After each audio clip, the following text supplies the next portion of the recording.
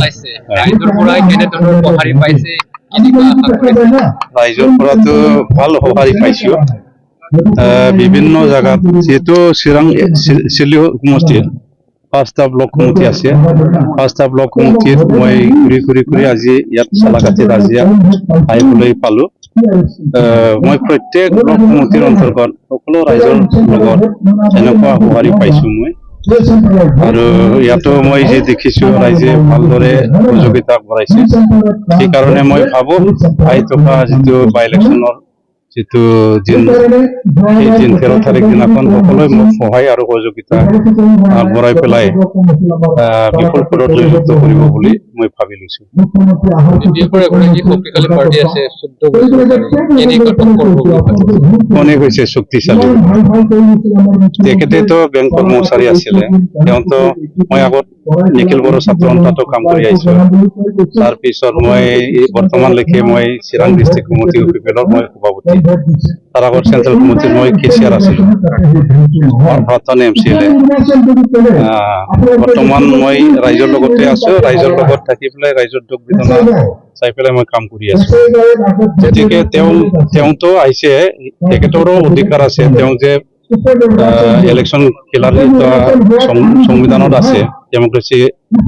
দেশ হিচাপে তেখেতেও খেলিব কিন্তু জিকাৰ অংশ তেওঁ নাহিব কাৰণ এতিয়া দেখিবলৈ পাইছো বিপিএফ দলৰ সকলো এমচিএলএ বিলাক পলায়ন কৰিছে কোনোবাই বিজেপিত গৈছে কোনোবা আমাৰ দলৰ মানে যোগদান কৰিছে এতিয়া মই জনাতো হাগ্ৰামাৰ লগত কোনো নাই বুলি মই শুনিবলৈ পাইছো বিগত এমপি ইলেকশ্যনত যিজন প্ৰাৰ্থী আছিলে প্ৰাক্তন ডেপুটি চিফ কাম্পা বৰগয়াৰী তেখেতেও এতিয়া প্ৰচাৰ অভিযানত হোৱা নাই তেখেতেও বোলে নিজৰ কামত ব্যস্ত হৈ আছে গতিকে ইয়াত মই ভাবো ইয়াত মানে শক্তিশালী হিচাপে তেওঁলোকে প্ৰতিদ্বন্দ্বিতা কৰিব নোৱাৰে আৰু এটা কথাটো হৈছে হ'লে এতিয়া ৰাইজে ধৰিবলৈ পাৰিছে যে তেওঁলোকক ভোট দি জয়যুক্ত কৰি পেলাই আমি কি পাম আমি একো নাপাম কাৰণ তেওঁলোকে কাউন্সিলৰ লগতো নাই কাউন্সিলতো চৰকাৰ নাই ৰাজ্য চৰকাৰৰ লগতো তেওঁলোকৰ নাই আৰু কেন্দ্ৰীয় চৰকাৰৰ লগতো তেওঁলোকৰ কোনো প্ৰতিনিধি নাই কিন্তু আমাৰতো কাউন্সিলৰ বিজেপি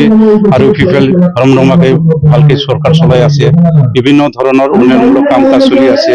বিভিন্ন আঁচনি আমাৰ বড়ো ৰাইজক প্ৰদান কৰি আছে আপোনালোকে শুনিছে বড়োফা উপেন্দ্ৰ নাথৰ যি নামত যি আঁচনি দিছে বড়োফা সুপাৰ 50 এই সুপাৰ 50ৰ জৰিয়তে অলপ আগতে আমাৰ প্ৰাক্তন বৰ্তমানৰ মিনিষ্টাৰ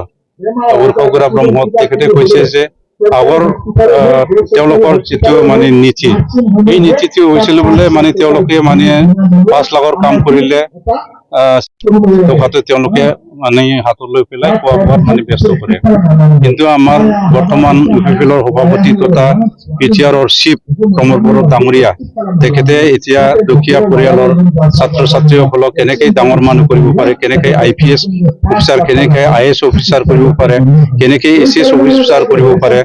কেনেকৈ ইঞ্জিনিয়াৰ কৰিব পাৰে এইটো ক্ষেত্ৰত তেখেতে বেছি জোৰ দিছে তাৰমানে মানৱ সম্পদ গঢ়িবৰ কাৰণে তেখেতে কাম কৰি আছে গতিকে এইবিলাক এতিয়া সকলো ৰাইজে বুজিব পাৰিছে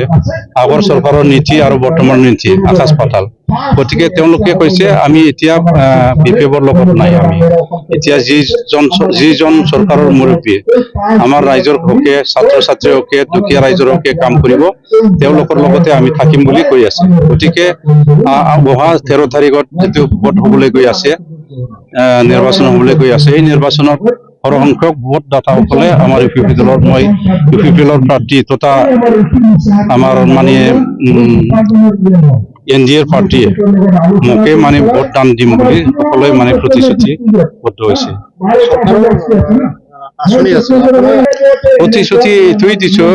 এতিয়া চিৰাং চিৰলি সমষ্টিৰ বহুত কৰিবলগীয়া কাম আছে যেনেকৈ কানেক্টিভিটিৰ কথা তাতে এটা লাংখাৰ নদী বুলি আছে পাটাবাৰী বুলি এটা জায়গা আছে ডাঙৰকৈ এৰিয়া তাৰ পৰা আমটেকালৈকে যোৱা এটা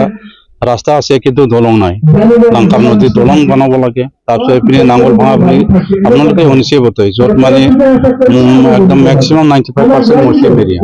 তাতে তাৰ পৰা এতিয়া আমগুৰিলৈকে আহিবৰ বাবে তেনেকুৱা দলং নাই এতিয়া সেই দলংটো নিৰ্মাণ হ'ব লাগিব কানামাকাৰ নদীত দলং হ'ব লাগিব তাৰপিছত আমাৰ ইয়াতে চালাকাটিলৈকে আহিব লগা চাম্পা নদীতো এটা দলং হ'ব লাগে এইবিলাক প্ৰায়ৰিটি হিচাপে মই কাম কৰিম বুলি প্ৰতিশ্ৰুতি মই দিছোঁ তাৰ বাদেও বিভিন্ন জায়গাত বিভিন্ন সমস্যা আছে বিভিন্ন জায়গাৰ বিভিন্ন সমস্যাটো মই স্থানীয় লোকসকলৰ লগত আলোচনা বিলোচনা কৰি তেওঁলোকৰ পৰামৰ্শ লৈ পেলাই কাম কৰি যাম বুলি মই সংকল্পবদ্ধ হৈছোঁ তেওঁ এতিয়া MP হৈ গ'ল এইবোৰ কাম কৰা নাছিলে না তেখেতেও বহুত কাম কৰিছে তেখেতেও কৰিবলগীয়া তেখেতৰ টাইমতো বহুত কৰিবলগীয়া আছিলে তেখেতে কৰিবলগীয়া কামখিনি কৰি গৈছে কিন্তু এতিয়া আদৰা থাকিছে যে সময়টো নাটনি হৈ গ'ল তেওঁ হঠাতে MP হৈ পেলাই তাতে কাম কৰিব লগা হ'ল এই আদৰা কামটো মই কৰিম বুলি মই একদম সাজু কৰি থৈছোঁ Thank you.